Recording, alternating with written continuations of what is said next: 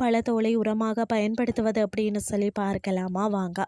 Orange பழங்களில் vitamin C நிறைந்திருக்கிறதா, மேலும் அது ஒரு சுவையான பழம் என்று எல்லாருக்குமே தெரியும். அதுவும் பார்த்தீங்கன்னா இந்த கோடை காலத்தில் ஆரஞ்சு பழம் ஆரோக்கியத்திற்கு மிகவும் நல்லதா.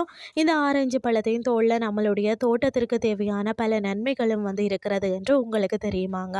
இந்த தோள்களில் தோட்டத்தின் மண்ணை வளப்படுத்த சிறந்த உரப்பொருளாக செயல்படுவதோடும், அது மட்டும் இல்லாமல் தோட்டத்தின் மண்ணில் வரக்கூடிய சில அசுவினிகள் போன்ற மெதுவான பூச்சிகளை தடுக்கத்தான் தோட்டத்தில் பயன்படுத்தலாமா. நீங்கள் தோள்களை தூக்கி எறிவதற்கு பதிலாக தோட்டத்தில் ஆரஞ்சு தோள்களை பயன்படுத்துவதன் மூலமாக பலவிதமான நன்மைகளை பெறலாம் என தோட்டக்கலை நிபுணர்கள் சொல்றார்கள். ஆரஞ்சு தோள்கள் உட்பட வேறு சில பழங்கள் மற்றது காய்கறி துண்டுகளை நம்மளுடைய வீட்டு தோட்டத்தின் மண்ணில் உரமாக சேர்க்கலாம்.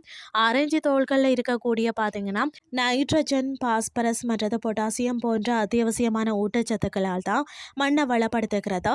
இது தாவர வேர் வளர்ச்சியை அதிகரிக்கிறதா. நீங்கள் உங்களுடைய தோட்டத்தில் இரசாயனங்கள் சேருவதை தவிர்க்க விரும்பினால் இந்த ஆரஞ்சு தோள்களை கண்டிப்பாக பயன்படுத்துவதை வழக்கப்படுத்திக் கொள்ளுங்கள். ஆரஞ்சு தோள்களை உங்கள் தோட்டத்தில் உரமாக பயன்படுத்துவதற்கு முன்னால் அந்த தோள்களை நன்றாக உலர்த்தவும், பிறகு அந்த ஆரஞ்சு தோள்களை நன்றாக அரைச்சதுக்கு பிறகோ அல்லது மிக நேர்த்தியாக நறுக்கிய பிறகோ அவற்றை உரக்குவியலில் சேர்க்கவும். நீர்ப்பாசனம் செய்வதற்கு முன்னால் தோட்டத்தில் இருக்கக்கூடிய செடிகளின் அடிப்பகுதியை சுற்றி அவற்றை போட்டு நேரடியாக பரப்பவும்.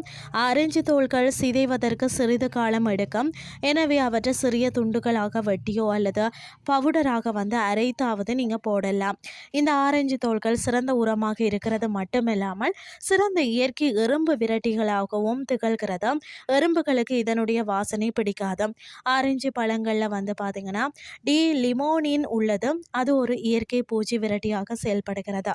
உங்களுடைய தோட்டத்தில் வரக்கூடிய பூச்சிகளை தடுக்கணும்னு சொன்னால் ஆரஞ்சு தோள்களை பயன்படுத்தி ஒரு தெளிப்பு கலவையை உருவாக்கலாம். புதிய ஆரஞ்சு தோலை பார்த்தீங்கன்னா ஒரு ஸ்ப்ரே போட்டலில் போட்டுட்டோம். அதனுடன் சூடான நீர் மற்றது சிறிது பாத்திரம் தேய்க்கக்கூடிய சோப்பு பேஸ்ட்டையும் சேர்க்கணும். இந்த கலவையை நன்றாக குலுக்கி அதற்கு பிறகு நீங்கள் உங்களுடைய தோட்ட செடிகளுக்கு கீழே இலைகள் மற்றது தண்டுகளில் அவ்வப்போது தெளிக்கலாம்.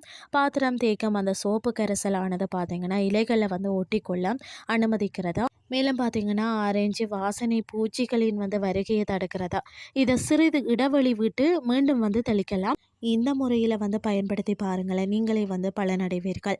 இன்றைய கிறிஸ்டி உங்களுக்கு பிரயோசனமாக அமைஞ்சிருக்கும்னு சொல்லி நான் நம்புகிறேன். இதே மாதிரி மற்றொரு கிறிஸ்டியின் வாயிலாக உங்களை சந்திக்கிறேன். நன்றி.